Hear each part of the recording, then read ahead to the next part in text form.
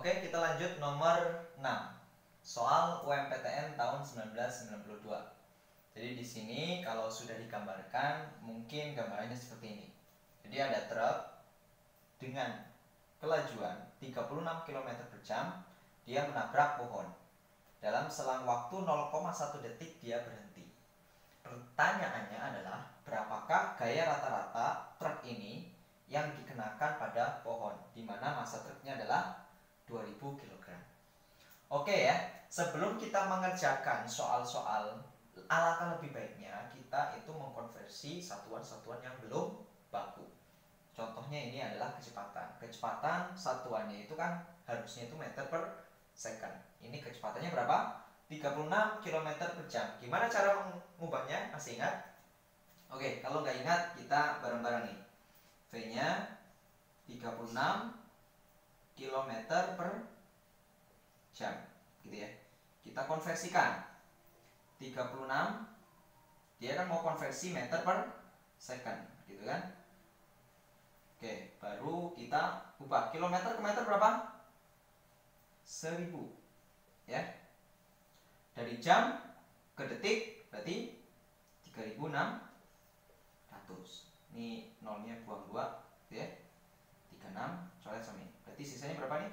10. Ya, berarti jawabannya adalah 10 meter per second. Itu untuk kecepatannya. Nah, sekarang kita mencari gaya yang dikenai truk kepada pohon.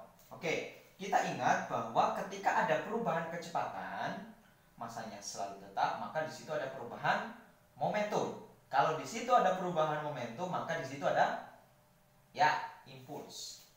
Maka bisa kita tulis I sama dengan delta P, ya. I itu bisa kita ganti dengan F kali delta T. Momentumnya M kali delta V, atau bisa saya tulis V2 min V1. F-nya yang dicari, delta T-nya berapa itu? 0,1. Masanya 2000. Kecepatan akhir 0, kecepatan awalnya 10, berarti min 10, ya. Berarti F-nya totalnya adalah min, ini berapa nih berarti? 20.000 dibagi 0,1. Jadinya berapa? Ya, jadinya adalah 200.000. Ini negatifnya kita abaikan dulu ya. Ini hanya menunjukkan arah.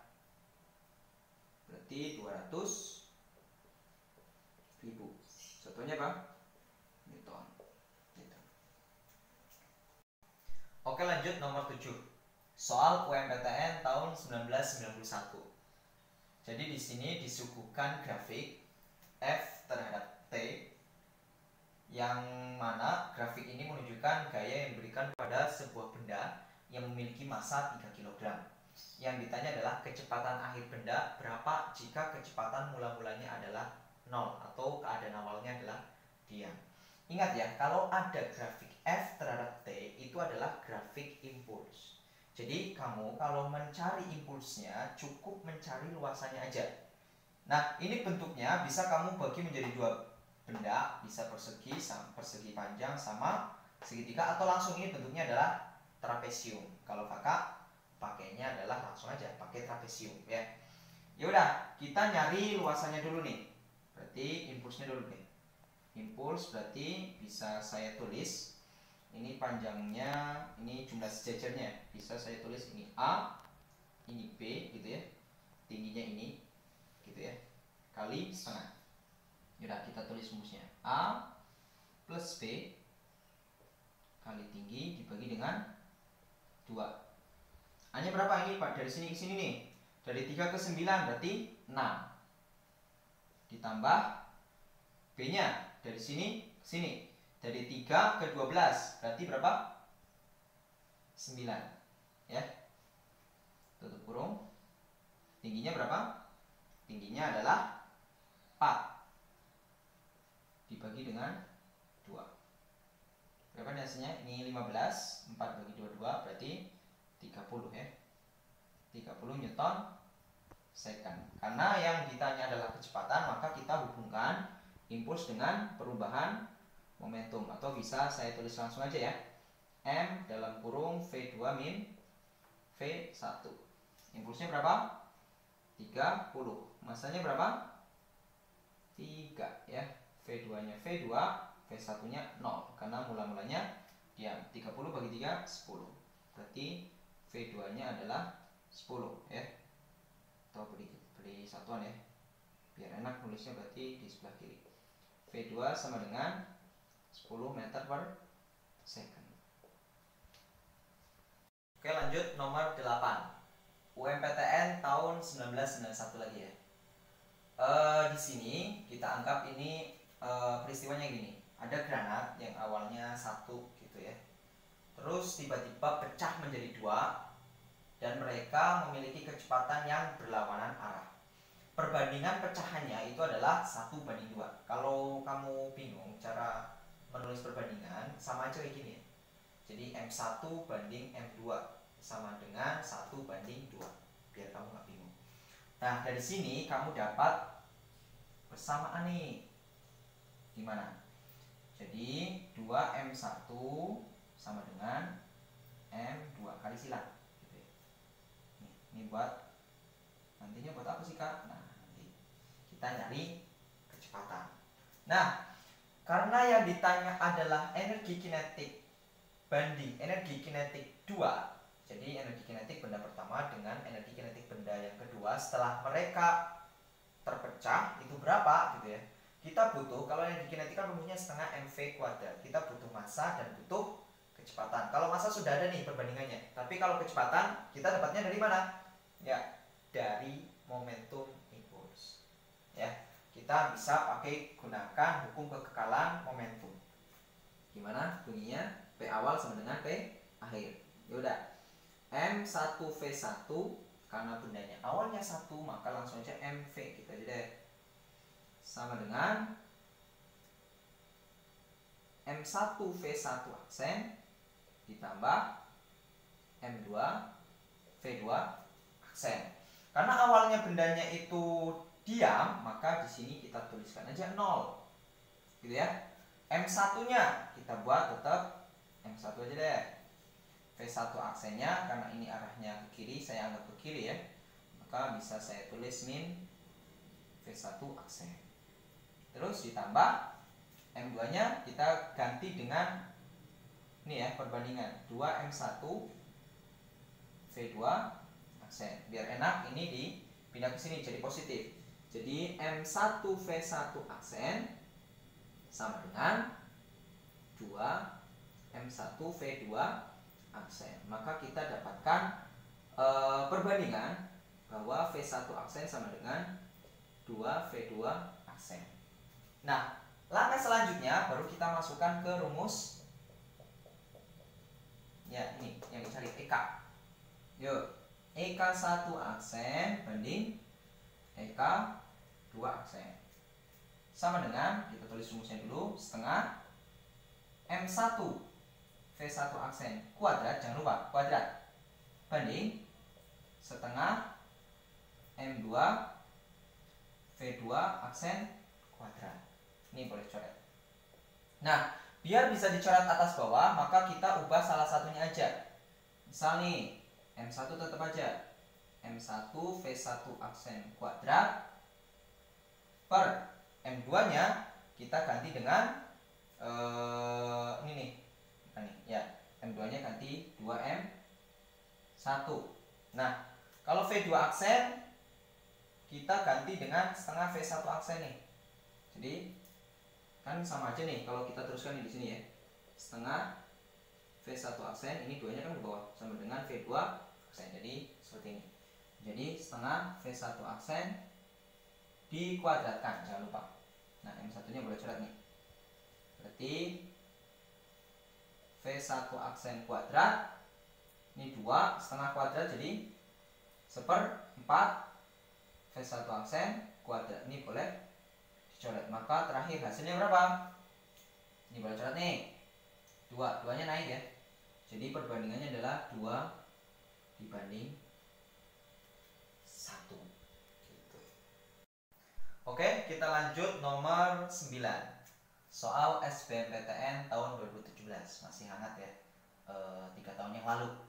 Jadi di sini kalau kakak gambarkan keadaannya seperti inilah ya, walaupun itu soalnya panjang banget. Jadi ada benda bola di situ bermasa 0,4 kg, dia sedang berjalan mendatar dengan kecepatan 10 meter per sekon ke arah sumbu X. Kita anggap aja arah mendatar itu sumbu X gitu ya.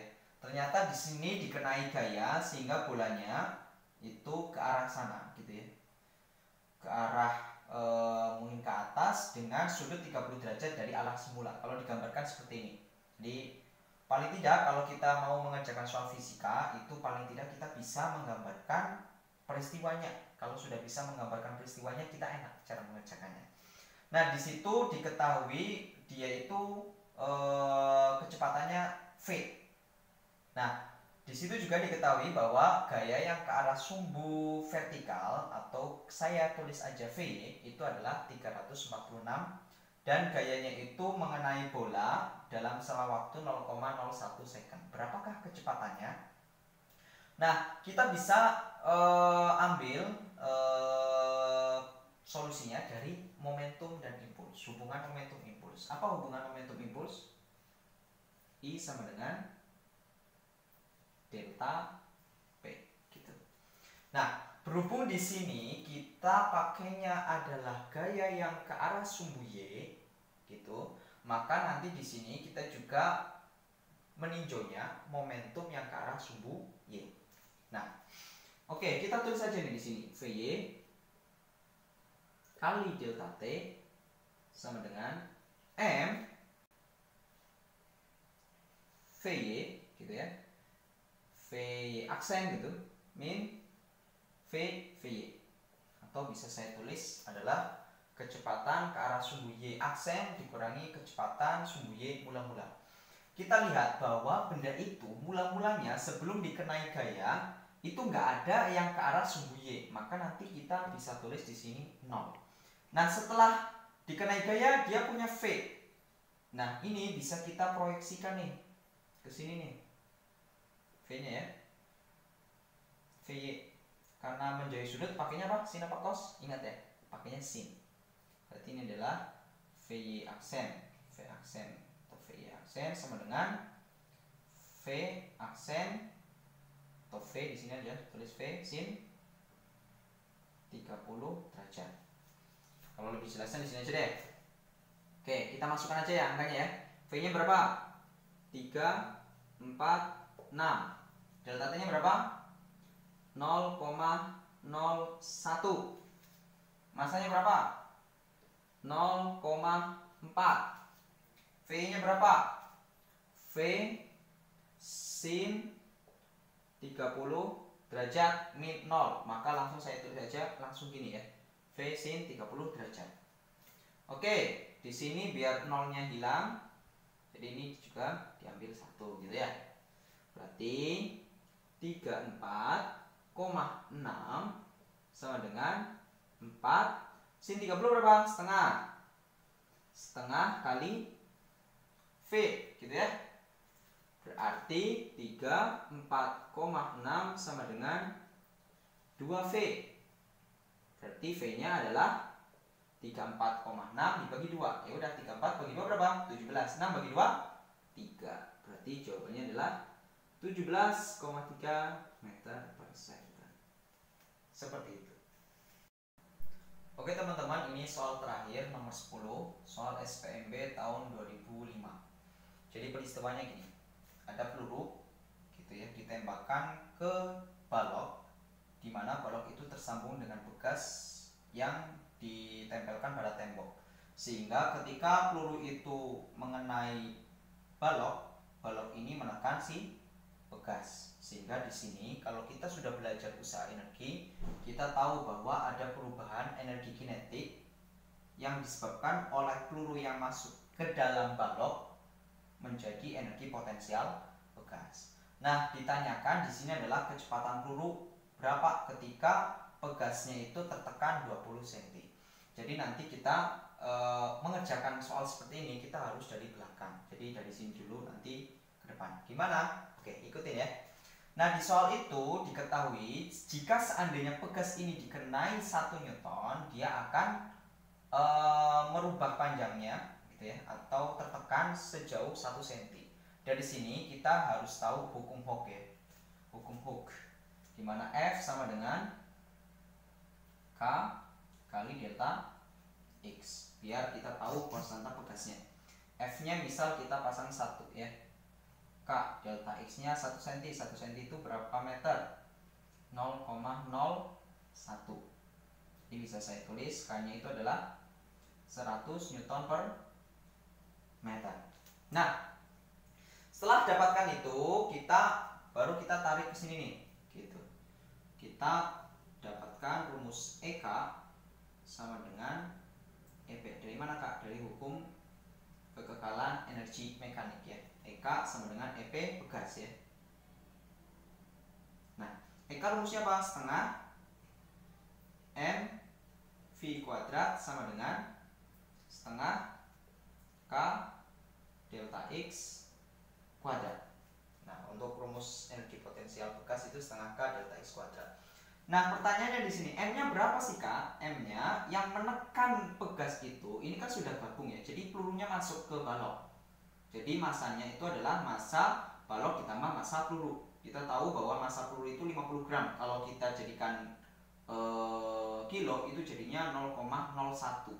Sorry, 0,05. Kalau dijumlahkan sama ini jadinya adalah 1. Jadi ini setengah, saya terus saja ya, massa peluru ditambah massa balok.